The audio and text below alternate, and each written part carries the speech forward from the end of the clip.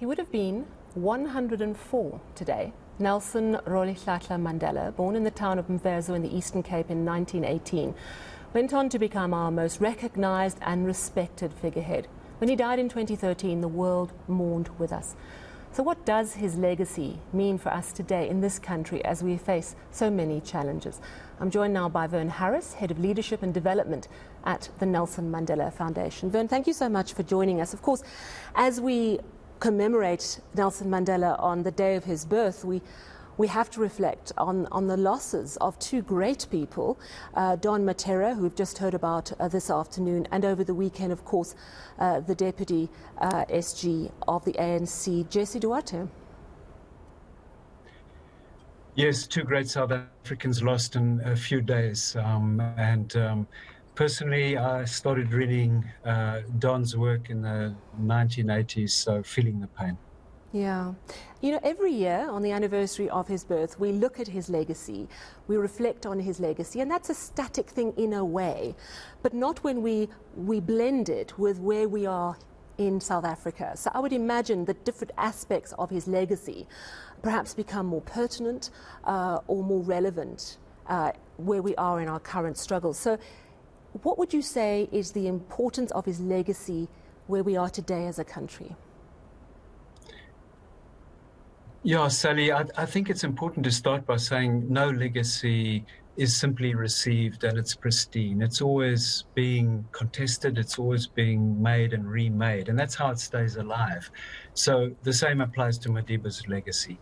We have younger generations coming through and they need to interrogate that legacy and interpret it for themselves. Nelson Mandela and our President Cyril Ramaphosa were very, very close. Many have said that Ramaphosa was his anointed son and the man he wanted to see become president. Do you see the Nelson Mandela leadership style coming through in the Cyril Ramaphosa of today? Yeah, look, I mean, I think what is happening in our country today, and we have to say it really explicitly, is that our country is in deep trouble. And having spent the whole day in Zweden here in the Eastern Cape today, we see those realities. I think seeing those realities is a call for us to reflect on what was done in the 1990s. What did Madiba get wrong? And the leadership around him, including President Ramaphosa. It's also, I think, a question for all of us is, what do we make of not state capture? I think it's easy to talk about state capture. I think what we have to reckon with is the capture of the ANC. And the consequences of that arguably are a capture of democracy itself. And that's the magnitude of the challenge facing us. Mandela was known as a stickler for honesty, very against corruption. So when you say we have to reflect on what the leaders of that time, the early years of our democracy, got wrong, what would you say he got wrong? Well, I think many mistakes were made. We adopted too many models and strategies from the global north rather than learning from other countries of the global south, especially in the rest of the continent. I think we underestimated how corrupt the apartheid regime was. And instead of looking to root out those networks of corruption, we tried to live with them and transform gradually. And what happened was that those networks simply morphed into new ones, much bigger ones. But the big one for me, Sally, is that I think we made a terrible compromise with neoliberalism. And we failed to fundamentally redistribute wealth. And so we're sitting now with a massive, massive well of rage in our country.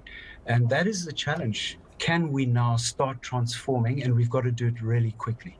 Do you think if he were perhaps 20 years younger and our liberation had come earlier and he'd stayed president and active in politics, say for 10 or even 15 years longer, do you think the ANC would be a very different animal than it is today? Because let's face it, the ANC has got a massive renewal challenge on its hands.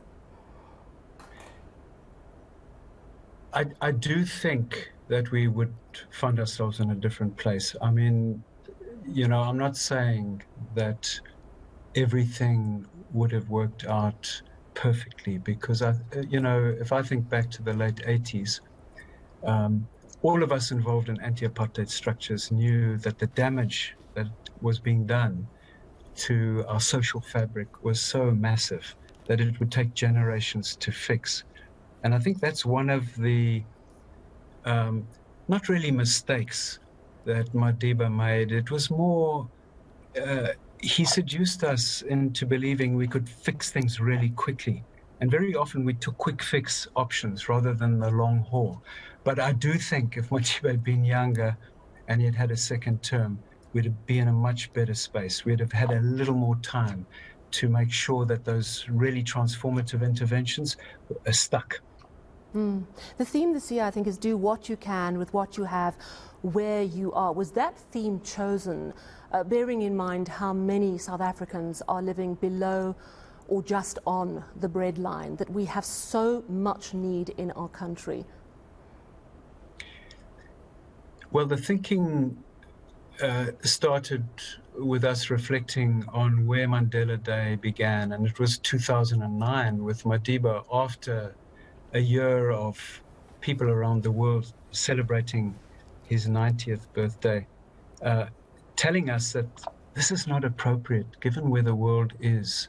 We can't be spending money celebrating birthdays. You must go out and do the difficult work. And so Mandela Day was born in that space. And if anything, the urgency now is even greater. All of us have to do that difficult work. And, you know, it can't be about do-gooding, Sally. We've got to be frank about what's wrong. Not only in our country, I think we're facing global challenges, and then we have to start addressing them systematically with an absolute commitment to the long haul. Thank you so much for chatting to us this evening. We do appreciate your time. That was Vern Harris, Head of Leadership and Development at the Nelson Mandela Foundation.